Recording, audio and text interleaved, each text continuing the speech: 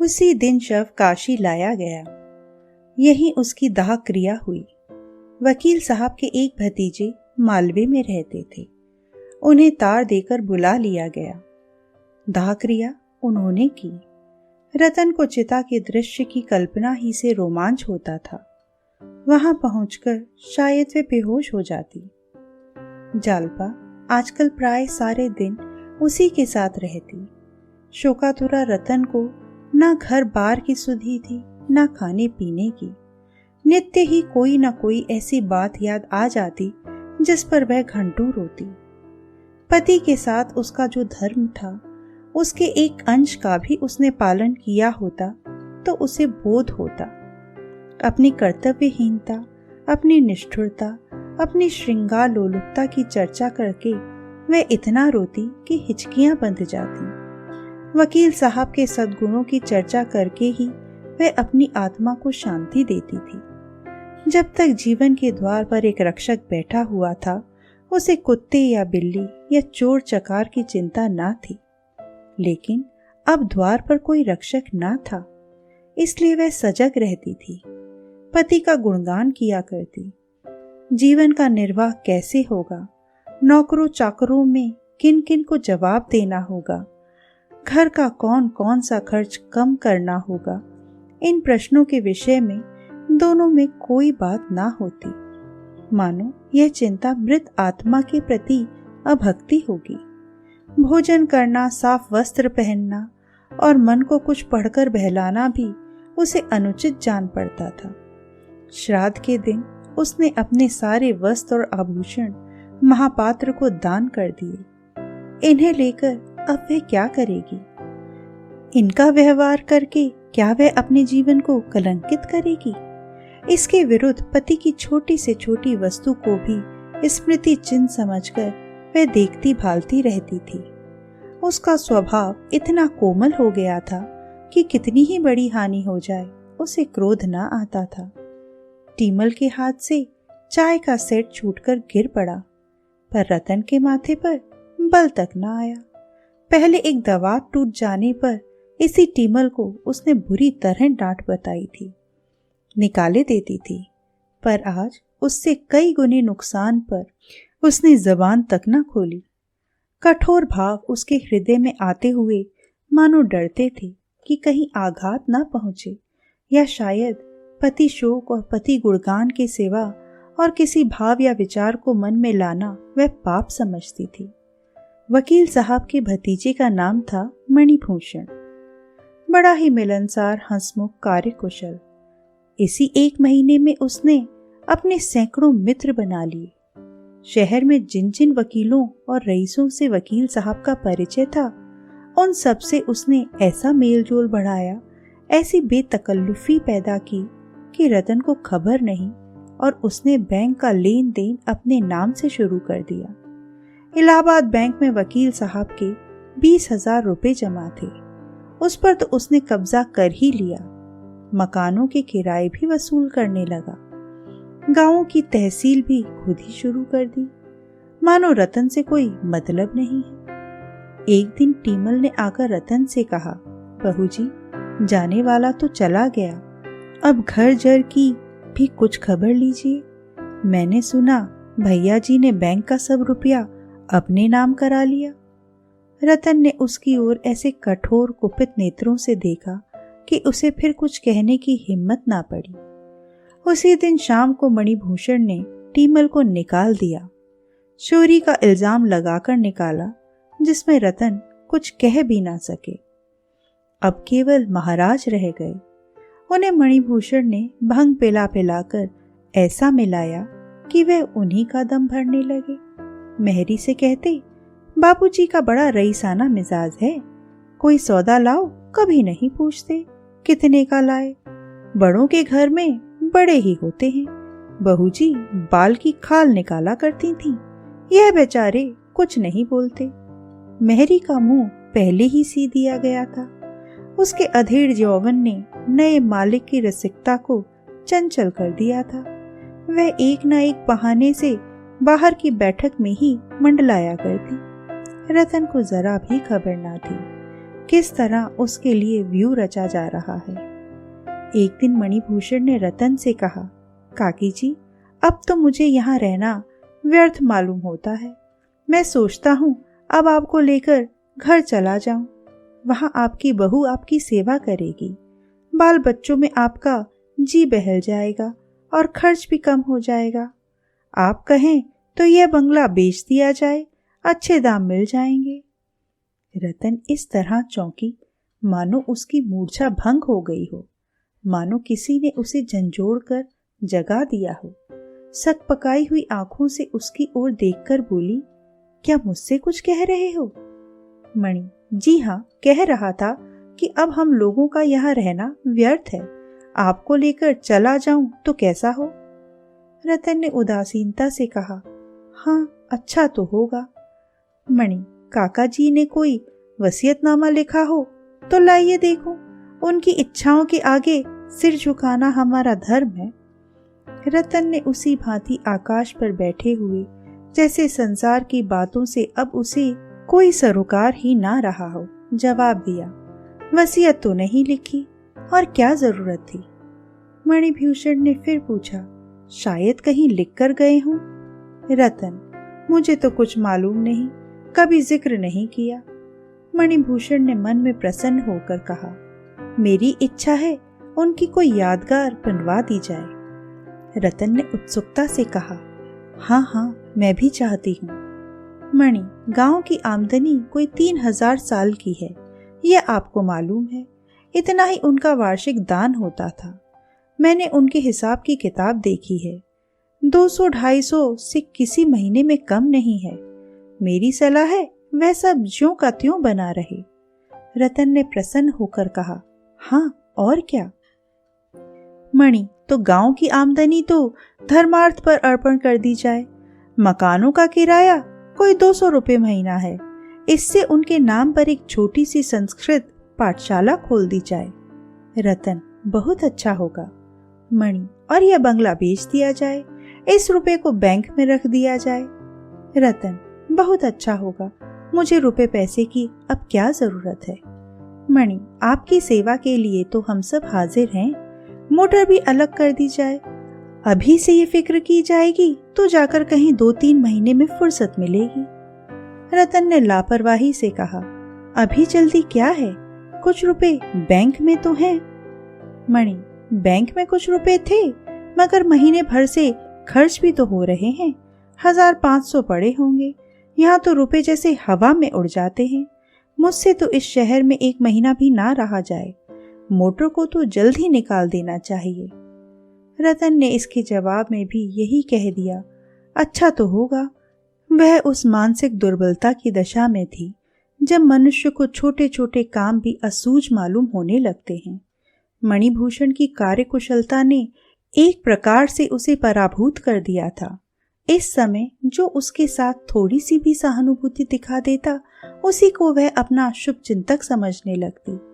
शोक और मनस्ताप ने उसके मन को इतना कोमल और नर्म बना दिया था कि उस पर किसी की भी छाप पड़ सकती थी। उसकी सारी मलिनता और भिन्नता मानो भस्म हो गई थी। वह सभी को अपना समझती थी। उसे किसी पर संदेह ना था, किसी से शंका ना थी। कदाचित उसके सामने कोई चोर भी उसकी संपत्ति का अपहरण करता तो वह शोर ना मचाती। शोरशी के बाद से जालपा ने रतन के घर आना जाना कम कर दिया था। केवल एक बार घंटे 2 घंटे के लिए चली जाया करती थी। इधर कई दिनों से मुंशी दयानाथ को ज्वर आने लगा था। उन्हें ज्वर में छोड़कर कैसे जाती? मुंशी जी को जरा भी ज्वर आता तो वह बकबक करने लगते थे। कभी गाते, कभी रोते, कभी यमदूतों को अपने सामने नाचते देखते। उनका जी चाहता कि सारा घर मेरे पास बैठा रहे, संबंधियों को भी बुला लिया जाए, जिसमें वह सबसे अंतिम भेंट कर लें, क्योंकि इस बीमारी से बचने की उन्हें आशा ना थी। यमराज स्वयं उनके सामने विमान लिए खड़े थे। रामेश्वरी और सब कुछ कर सकती थी, उनकी बकझक ना सुन सकती थी। जो ही वे रोने लगते वह कमरे से निकल जाती। उसे भूत बाधा का भ्रम होता। मुंशी जी के कमरे में कई समाचार पत्रों के फाइल थे। यही उन्हें एक व्यसन था। जालपा का जी वहां बैठे बैठे घबराने लगता तो इन फाइलों को उलट पलट कर देखने लगती। एक दिन उसने एक पुराने पत्र में शतरंज का एक नक्शा देखा जिसे हल कर देने के लिए किसी सज्जन ने पुरस्कार भी रखा था। उसे ख्याल आया कि जिस ताक पर रमानाथ की बिसात और मोहरे रखे हुए हैं उस पर एक किताब में कई नक्शे भी दिए हुए हैं। वह तुरंत दौड़ी हुई ऊपर गई और वह कापी उठा लाई। यह नक्शा उस कापी में मौजूद था और नक्शा ही ना था, उसका हल भी दिया हुआ था। जालपा के मन में सहसा यह विचार चमक पड़ा, इस नक्शे को किसी पत्र में छपा दूं तो कैसा हो? शायद उनकी निगाह पड़ जाए। यह नक्शा इतना सरल तो नहीं है कि आसानी से हल हो जाए। इस नगर में जब कोई उनका सानी नहीं है तो ऐसे लोगों की संख्या बहुत नहीं हो सकती जो ये नक्शा हल कर सके। कुछ भी हो, जब उन्होंने ये नक्शा हल किया है तो इसे देखते ही फिर हल कर लेंगे। जो लोग पहली बार देखेंगे उन्हें 2-1 दिन सोचने में लग जाएंगे। मैं लिख दूंगी कि जो सबसे पहले हल कर ले उसी को पुरस्कार दिया जाए। जुआ तो है ही, उन्हें रुपए ना भी मिले तो भी इतना तो संभव है ही कि हल करने वालों में उनका नाम भी हो। कुछ पता तो लग जाएगा। कुछ भी ना हो तो रुपए ही तो जाएंगे। पुरस्कार कम होगा तो कोई बड़ा खिलाड़ी इधर ध्यान ना देगा। यह बात भी रमानाथ के हित की ही होगी। इसी उधेड़-बुन में वह आज रतन से ना मिल सकी। रतन दिन भर तो उसकी राह देखती रही। जब वह शाम को भी ना गई तो उससे ना रहा गया। आज वह पति शोक के बाद पहली बार घर से निकली। कहीं रौनक ना थी, कहीं जीवन ना था, मानो सारा नगर शोक मना रहा है। उसे तेज मोटर चलाने की धुन थी, पर आज वह तांगे से भी कम जा रही थी। एक वृद्धा को सड़क के किनारे बैठे देखकर उसने मोटर रोक दिया और उसे 4 आने दे दिए। कुछ आगे बढ़ी तो 2 कांस्टेबल एक कैदी को लिए जा रहे थे। उसने मोटर रोककर एक कांस्टेबल को बुलाया और उसे 1 रुपया देकर कहा, इस कैदी को मिठाई खिला देना। कांस्टेबल ने सलाम करके रुपया ले लिया। दिल में खुश हुआ, आज किसी भाग्यवान का मुंह देखकर उठा था।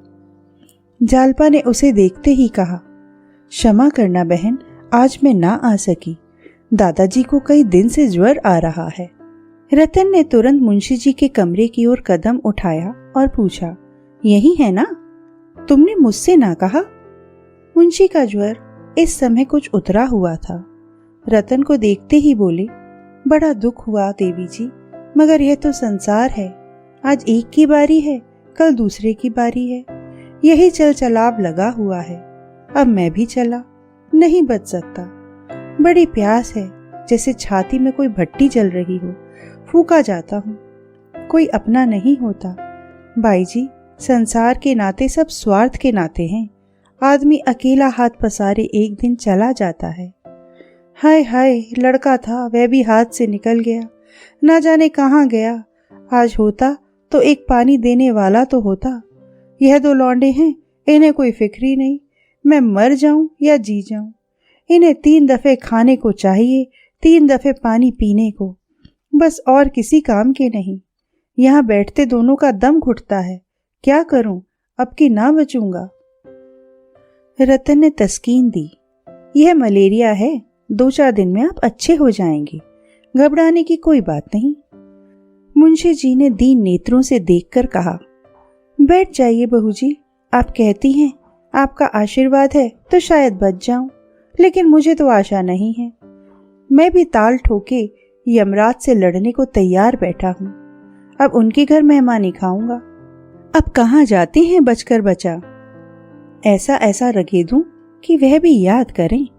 लोग कहते हैं वहां भी आत्माएं इसी तरह रहती हैं, इसी तरह वहां भी कचहरियां हैं, हाकिम हैं, राजा हैं, रंक हैं, व्याख्यान होते हैं, समाचार पत्र छपते हैं। फिर क्या चिंता है, वहां भी अहलमंद हो जाऊंगा, मजे से अखबार पढ़ा करूंगा। रतन को ऐसी हंसी छूटी कि वहां खड़ी ना रह सकी। मुंशी जी विनोद के भाव से बातें नहीं कर रहे थे। उनके चेहरे पर गंभीर विचार की रेखा थी। आज 1.5-2 महीने के बाद रतन हंसी और इस असामयिक हंसी को छिपाने के लिए कमरे से निकल आई। उसके साथ ही जालपा भी बाहर आ गई। रतन ने अपराधी नेत्रों से उसकी ओर देखकर कहा, दादाजी ने मन में क्या समझा होगा? सोचते होंगे मैं तो जान से मर रहा हूं और इसे हंसी सूझती है। अब वहां ना जाऊंगी, नहीं ऐसी ही कोई बात फिर कहेंगे तो मैं बिना हंसे ना रह सकूंगी। देखो तो आज कितनी बेमौका हंसी आई है। वह अपने मन को इस उच्छृंखलता के लिए धिक्कारने लगी। जालपा ने उसके मन का भाव ताड़कर कहा, मुझे भी अक्सर इनकी बातों पर हंसी आ जाती है बहन। इस वक्त तो इनका ज्वर कुछ हल्का है, जब जोर का ज्वर होता है तब तो ये और भी उल जलूल बकने लगते हैं। उस वक्त हंसी रोकनी मुश्किल हो जाती है। आज सवेरे कहने लगे, मेरा पेट भक हो गया, मेरा पेट भक हो गया। इसी की रट लगा दी। इसका आशय क्या था ना मैं समझ सकी ना अम्मा समझ सकी, पर वे बराबर यही रटे जाते थे।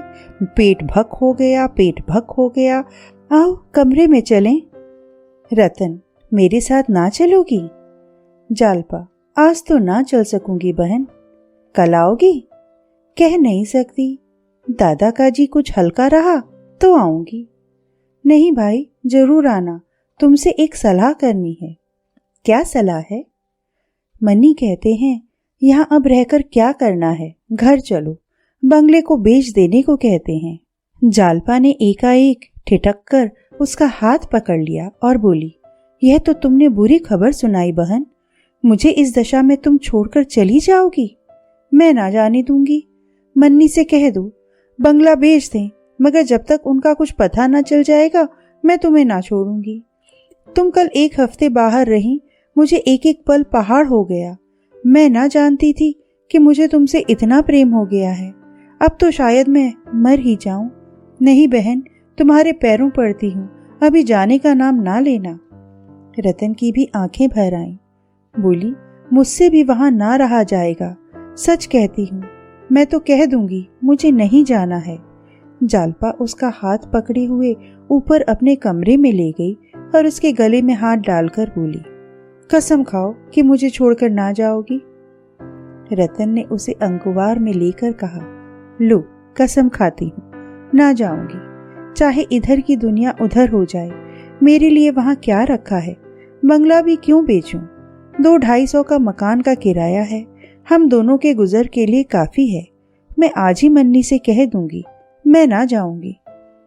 सहसा फर्श पर शतरंज के मोहरे और नक्शे देखकर उसने पूछा, यह शतरंज किसके साथ खेल रही थी? जालपा ने शतरंज के नक्शे पर अपने भाग्य को पासा फेंकने की जो बात सोची थी वह सब कह सुनाई। मन में डर रही थी कि यह कहीं इस प्रस्ताव को व्यर्थ ना समझे, पागलपन ना ख्याल करे। लेकिन रतन सुनते ही बाग बाग हो गई। बोली, 10 रुपए तो बहुत कम पुरस्कार है, 50 रुपए कर दो, रुपए मैं देती हूँ। जालपा ने शंका की, लेकिन इतने पुरस्कार के लोभ से कहीं अच्छे शतरंजबाजों ने मैदान में कदम रखा तो? रतन ने दृढ़ता से कहा, कोई हरज नहीं, बाबूजी की निगाह पड़ गई तो वह इसे जरूर हल कर लेंगे और मुझे आशा है कि सबसे पहले उन्हीं का नाम आवेगा। कुछ ना होगा तो पता तो लग ही जाएगा, अखबार के दफ्तर में तो उनका पता आ ही जाएगा। तुमने बहुत अच्छा उपाय सोच निकाला, मेरा मन कहता है इसका अच्छा फल होगा। मैं अब मन की प्रेरणा की कायल हो गई हूँ। जब मैं इन्हें लेकर कलकत्ते चली थी उस वक्त मेरा मन कह रहा था वहां जाना अच्छा ना होगा। जालपा, तो तुम्हें आशा है? पूरी। मैं कल सवेरे रुपए लेकर आऊंगी। तो मैं आज खत लिख रखूंगी। किसके पास भेजूं? वहां का कोई प्रसिद्ध पत्र होना चाहिए। वहां तो प्रजा मित्र की बड़ी चर्चा थी, पुस्तकालयों में अक्सर लोग उसी को पढ़ते नजर आते थे। तो प्रजा मित्र ही को लिखूंगी। लेकिन रुपए हड़प कर जाएं और नक्शा ना छापें तो क्या होगा? होगा क्या? 50 रुपए ही तो ले जाएगा। नमड़ी की हंडिया खोकर कुत्ते की जात तो पहचान ली जाएगी। लेकिन ऐसा हो नहीं सकता। जो लोग देश हित के लिए जेल जाते हैं, तरह तरह की धौंस सहते हैं, वे इतने नीच हो सकते हैं? मेरे साथ आध घंटे के लिए चलो, तुम्हें इसी वक्त रुपए दे दूं। जालपा ने नीमराजी होकर कहा, इस वक्त कहाँ चलूं, कल ही आऊंगी। उसी वक्त मुंशी जी पुकार उठे, बहू बहू। जालपा तो लपकी हुई उनके कमरे की ओर चली। रतन बाहर जा रही थी कि रामेश्वरी पंखा लिए अपने को झलती हुई दिखाई पड़ गई। रतन ने पूछा, तुम्हें गर्मी लग रही है अम्मा जी? मैं तो ठंड के मारे कांप रही हूँ। अरे, तुम्हारे पाँव में यह क्या उजला उजला लगा हुआ है? क्या आटा पीस रही थी? रामेश्वरी ने लज्जित होकर कहा, हाँ, वैद्य जी ने इन्हें हाथ के आटे की रोटी खाने को कहा है। बाजार में हाथ का आटा कहाँ मयस्सर। मोहल्ले में कोई पिसनहरी नहीं मिलती। मजूरिनें तक चक्की से आटा पिसवा लेती हैं। मैं तो एक आना सेर देने को राजी हूं, पर कोई मिलती ही नहीं। रतन ने अचंभे से कहा, तुमसे चक्की चल जाती है? रामेश्वरी ने झेप से मुस्कुरा कर कहा, कौन बहुत था, पाव भर तो 2 दिन के लिए हो जाता है, खाते नहीं एक कौर भी। बहू पीसने जा रही थी, लेकिन फिर मुझे उनके पास बैठना पड़ता। मुझे रात भर चक्की पीसना कौ है, उनके पास घड़ी पर बैठना गौ नहीं। रतन जाकर जांत के पास 1 मिनट खड़ी रही, फिर मुस्कुराकर माची पर बैठ गई और बोली, तुमसे तो अब जांत ना चलता होगा माँ जी, लाओ थोड़ा सा गेहूं मुझे दो, देखूं तो। रामेश्वरी ने कानों पर हाथ रखकर कहा, अरे नहीं बहू, तुम क्या पीसोगी, चलो यहां से। रतन ने प्रमाण दिया, मैंने बहुत दिनों तक पीसा है माँ जी। जब मैं अपने घर थी तो रोज पीसती थी। मेरी अम्मा, लाओ थोड़ा सा गेहूं। हाथ दुखने लगेगा, छाले पड़ जाएंगे। कुछ नहीं होगा माँ जी, आप गेहूं तो लाइए। रामेश्वरी ने उसका हाथ पकड़कर उठाने की कोशिश करके कहा, गेहूं घर में नहीं है, अब इस वक्त बाजार से कौन लावे। अच्छा, चलिए मैं आपके भंडारे में देखूं, गेहूं होगा कैसे नहीं। रसोई की बगल वाली कोठरी में सब खाने पीने का सामान रहता था। रतन अंदर चली गई और हांडियों में टटोल टटोल कर देखने लगी। एक हांडी में गेहूं निकल आए। बड़ी खुशी हुई। बोली, देखो माँ जी, निकले कि नहीं, तुम मुझसे बहाना कर रही थी। उसने एक टोकरी में थोड़ा सा गेहूं निकाल लिया और खुश खुश चक्की पर जाकर पीसने लगी। रामेश्वरी ने जाकर जालपा से कहा, बहू, वह जांत पर बैठी गेहूं पीस रही है, उठाती हूं उठती ही नहीं, कोई देख ले तो क्या कहे। जालपा ने मुंशी जी के कमरे से निकलकर सास की घबराहट का आनंद उठाने के लिए कहा, यह तुमने क्या गजब किया अम्मा जी, सचमुच कोई देख ले तो नाक ही कट जाए, चलिए जरा देखूं। रामेश्वरी ने विवशता से कहा, क्या करूं, मैं तो समझा के हार गई, मानती ही नहीं। जालपा ने जाकर देखा तो रतन गेहूं पीसने में मग्न थी। विनोद के स्वाभाविक आनंद से उसका चेहरा खिला हुआ था। इतनी ही देर में उसके माथे पर पसीने की बूंदें आ गई थीं। उसके बलिष्ठ हाथों में जांत लट्टू के समान नाच रहा था। जालपा ने हंसकर कहा, ओरी, आटा महीन हो, नहीं पैसे ना मिलेंगे। रतन को सुनाई ना दिया। बहरों की भांति अनिश्चित भाव से मुस्कुराई। जालपा ने और जोर से कहा, आटा खूब महीन पीसना, नहीं पैसे ना पाएगी। रतन ने भी हंसकर कहा, जितना महीन कहिए उतना महीन पीस दूं बहू जी, पिसाई अच्छी मिलनी चाहिए। जालपा, धेले सेर। रतन, धेली सेर सही। जालपा, मुंह धो आओ, धेले सेर मिलेंगे। रतन, मैं ये सब पीस कर उठूंगी, तुम यहाँ क्यों खड़ी हो। जालपा, आ जाऊं, मैं भी खींचा दूं। रतन, जी चाहता है कोई जांत का गीत गाऊं। जालपा, अकेले कैसे गाओगी। रामेश्वरी से, अम्मा आप जरा दादाजी के पास बैठ जाएं, मैं अभी आती हूँ। जालपा भी जांत पर बैठी और दोनों जांत का यह गीत गाने लगी। मुही जोगिन बना के कहाँ गए रे जोगिया, मुही जोगिन बना के कहाँ गए रे जोगिया। दोनों के स्वर मधुर थे। जात की घूमर घूमर उनके स्वर के साथ साज का काम कर रही थी। जब दोनों एक कड़ी गाकर चुप हो जाती तो जात का स्वर मानो कंठ ध्वनि से रंजित होकर और भी मनोहर हो जाता था। दोनों के हृदय इस समय जीवन के स्वाभाविक आनंद से पूर्ण थे। ना शोक का भार था, ना वियोग का दुख। जैसे दो चिड़ियां प्रभात की पूर्व शोभा से मग्न होकर चहक रही हों।